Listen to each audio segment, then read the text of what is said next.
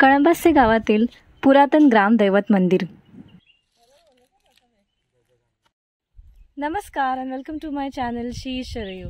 आज आपण आलो आहोत कोकणात संगमेश्वर येथील मळदेवाडी ग्रामदैवत मंदिर येथे।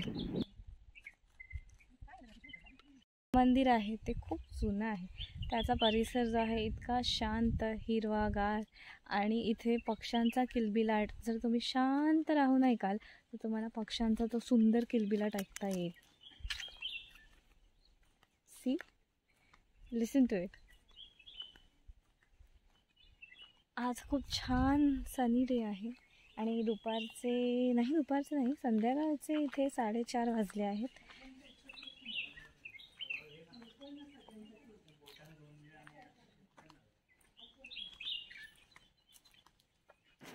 मंदिराच्या परिसरात तुम्हाला पुष्कळ खैराची झाडं पाहायला मिळतील। ह्या मंदिराची रचना पुरातन असून तुम्ही पाहू शकता कौलारू व लाकडी आणि दगडी बांधकाम आहे।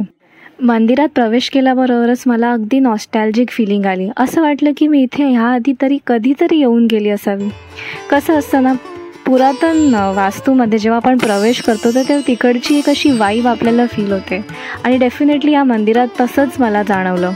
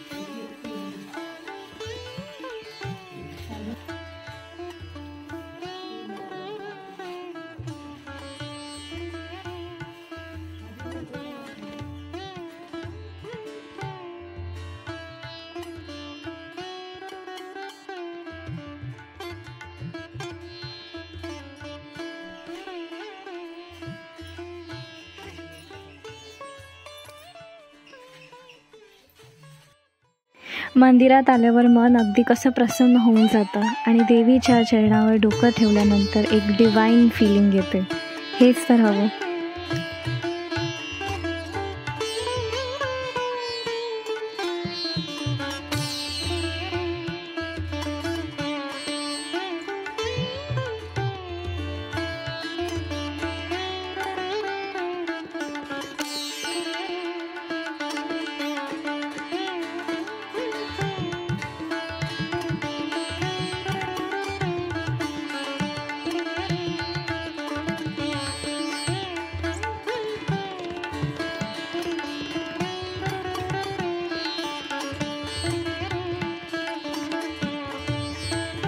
मंदिराच्या भोवती एक प्रदक्षिणा घालूयात.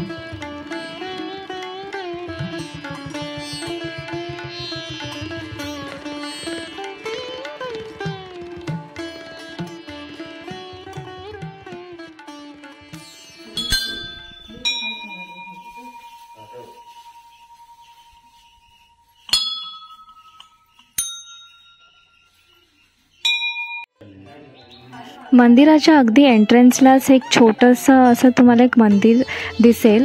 गुरुजी इथे नसल्यामुळे आम्हाला फार काही माहिती या ठिकाणाची नाही मिळता आली, पण असं मानलं जातं की इथे गावकरी कुठलाही महत्त्वपूर्ण निर्णय घेण्याच्या आधी देवीला इथे कौल लावतात. तर हे ते ठिकाण आहे.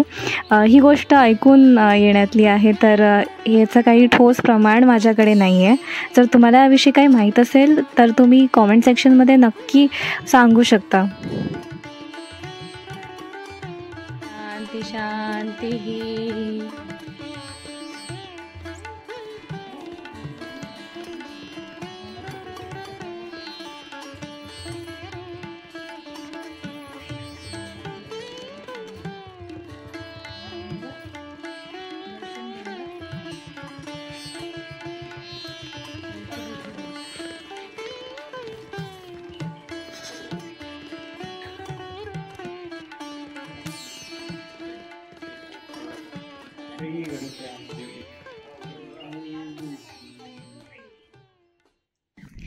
तर अशा पद्धतीने नवलाई देवी, वाघजाई देवी आणि पावणा देवी यांचं दर्शन आम्ही खूप छान पद्धतीने घेतलं.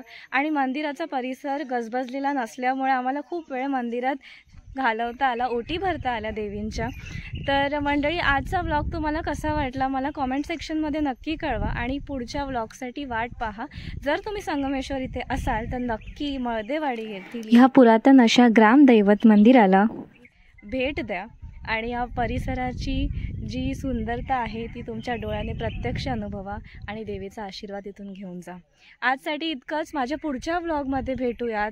तोपर्यंत until then, peace and love from Sharayu.